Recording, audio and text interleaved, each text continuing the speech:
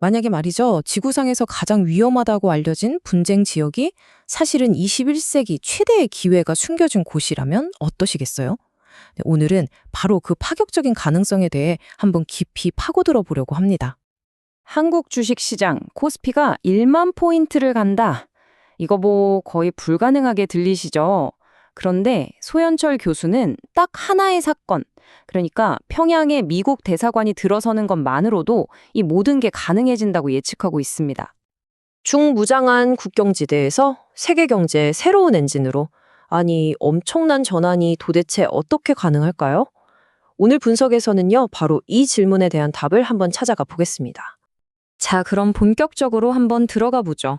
이 대담한 가설을 제대로 이해하려면 먼저 지금 미국이 처한 지정학적인 딜레마부터 살펴봐야 합니다. 지금은요, 더 이상 냉전 시대가 아니에요. 이 슬라이드를 보시면 그 차이가 아주 명확하게 드러나죠. 과거에는 뭐 미국 대 소련 딱 이렇게 단일 전선이었잖아요. 근데 지금은 중국과 러시아라는 두 강대국을 동시에 상대해야 하는 훨씬 더 복잡한 양면 전쟁 상황에 놓여 있습니다. 그리고 이런 상황이 뭐 하루아침에 만들어진 게 아닙니다. 이 타임라인을 한번 쭉 따라가 보면요.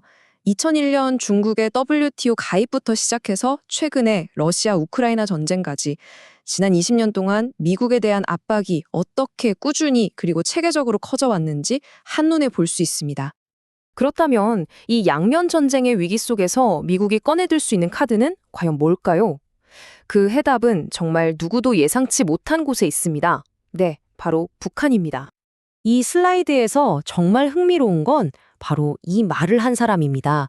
전 주한미군 사령관인 빈센트 브룩스 장군이 직접 중국을 견제하기 위해 북한을 활용해야 한다고 주장했다는 사실. 이건 이 아이디어가 결코 가볍지 않다는 걸 보여주는 거죠. 그런데 말이죠, 북한이 왜 여기에 동의할까요? 바로 여기에 정말 모두를 놀라게 할 만한 반전이 있습니다. 마이크 폼페이오 전 국무장관에 따르면요, 김정은 위원장이 직접 우리는 중국을 두려워하며 우리를 보호하기 위해 주한미군이 필요하다고 말했다는 겁니다. 적대국 간의 이해관계가 완벽하게 맞아떨어지는 순간이죠. 핵심은 바로 이거예요. 북미 관계 정상화는 뭐 우정의 문제가 아니라 아주 냉철한 전략적인 판단이라는 거죠.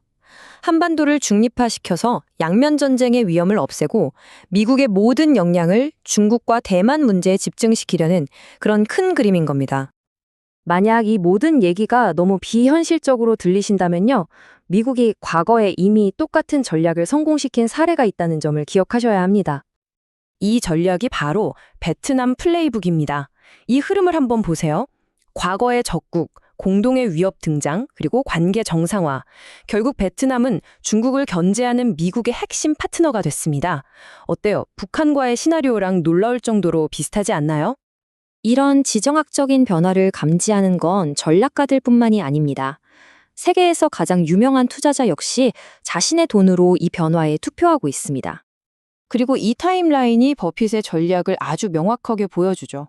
먼저 그는 비중국 공급망의 핵심이라고 할 수 있는 일본 종합상사에 막대한 돈을 쏟아붓기 시작합니다. 그리고 동시에 대만을 둘러싼 긴장이 딱 고조되자마자 오랫동안 가지고 있던 중국 BYD 지분을 팔기 시작하죠. 그 메시지는 명확합니다. 중국을 팔고 동맹을 사라는 거죠. 자, 지금까지 왜 이런 일이 벌어지는지를 살펴봤습니다. 이제 수조 달러짜리 질문으로 넘어가 보죠. 이 모든 것의 보상은 과연 뭘까요? 바로 여기서 한반도 슈퍼사이클이 시작됩니다. 수십 년 동안 한국 시장은 코리아 디스카운트라는 족쇄에 묶여 있었어요. 끊임없는 북한의 위협 때문에 한국 기업들이 본질적인 가치보다 항상 낮게 평가받아온 거죠. 이 디스카운트가 얼마나 큰지는 이 차트가 명확히 보여줍니다.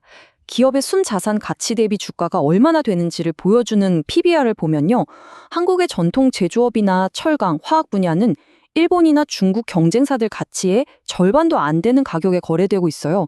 이게 무슨 뜻이겠어요? 만약 이 지정학적인 리스크만 사라진다면 이 억눌려 있던 가치가 폭발적으로 상승할 수 있다는 의미입니다. 그렇다면 이 새로운 시대의 주력은 누가 될까요? 소연철 교수는 바로 이 7개 핵심 분야를 지목했습니다.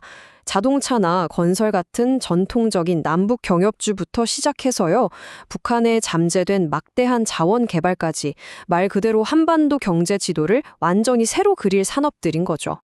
그 잠재적인 성장 규모를 짐작하게 하는 아주 강력한 숫자가 바로 이겁니다.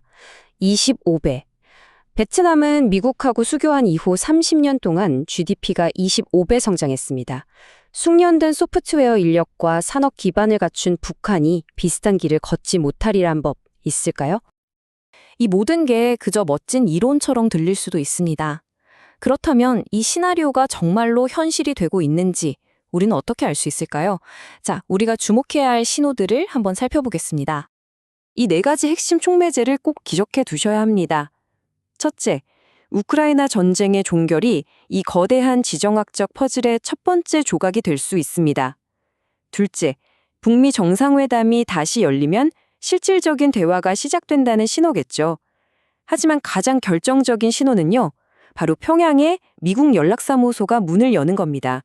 이건 관계 정상화의 가시적인 증거니까요. 마지막으로 워런 버핏 같은 스마트 머니가 실제로 한국으로 향하는지를 주시해야 합니다. 돈의 흐름은 거짓말을 하지 않거든요. 한 번 돈은 과연 영원한 분쟁에 갇힌 냉전의 마지막 유물일까요? 아니면 오늘 우리가 함께 살펴본 것처럼 모두가 간과하고 있는 21세기 최대의 투자 기회가 될까요? 역사의 흐름을 읽는 것은 바로 여러분의 몫입니다.